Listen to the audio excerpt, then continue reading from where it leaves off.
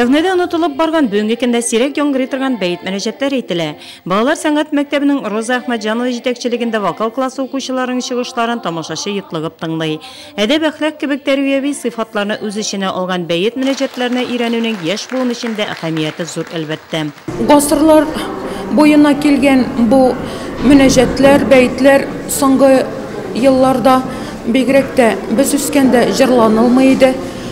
Аларны җырларга рөхсәт тә юк иде, шуңа күрә күбесе онытылган. Төрле мәкаләләрдән, китаплардан җыеп, аларны тупланган мөнәҗәтләрне табып, балаларга өйрәтеп, менә шулай онытылган жанрларны балаларга өйрәтергә тотындык. Бу бәйрәмдә без ансамбль белән ике җыр башкарабыз. Ул ике мөнәҗәт инде. Берсе мәрхәбә дигән, берсе Раббыга мәдхия дигән. Ул җырның мәгънәсенә кирип, аны өйрәнсәң, ул авыр түгел. Мөнәҗәт гарәпчәдән ялгызлыкта үз-үзең белән сөйләшү, Аллаһы Тәгаләгә мөрәҗәгать итү, ярлыклауны сорау дигән мәгънәне аңлата. Әлеге музыкаль кичәдә дә Мәүлид аенда әйтелә торган мөнәҗәтләр әйтелде. Коръән Кәримнең аят сүрәләрен мәкам белән, ягъни көйләп укуда тамашачы күңеленә хуш килде. Музыкаль кичәгә Роза Әхмәтҗанованың укучылары да кайткан иде.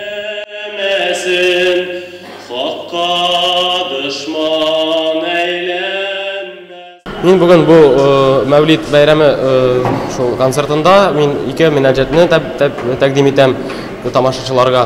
Алар анда шул синең Аллаһка ышануыңны сөйлисең шул җырларда, мөнәҗәтләрдә. Намаз укырга чакырасың кешеләрне, ышанырга Аллаһка чакырасың.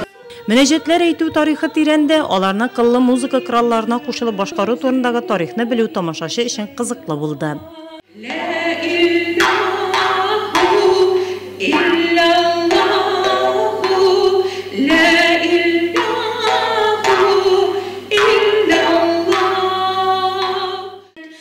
Музыкаль кичә биек җиңүнең 70 һәм балалар сәнгать мәктәбенең 50 еллыгына багышлап үткәрелде. Концертны оештыручы сәнгать мәктәбенең вокал укытучысы Роза Әхмәтҗанова татар халык авыз иҗатының бөтен тирәнлеген тамашачы күңеленә җиткерә алды.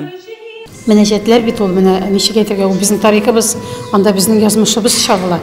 Анда менә ул дин белән бәйләнеп барса да дин генә дә түгел бит инде. Без бит инде менә ислам дине кешеләре булгач, күбрәк инде мөнәҗәтләр ул дингә кайтып кала дип уйлыйбыз, ләкин аны күрәсез, анда безнең язмыш чагыла, безнең тормыш чагыла. Аны бит инде ул бит инде безнең үткәнебез, тарихыбыз ничектер менә бүгенгегә бәйләнеп бара.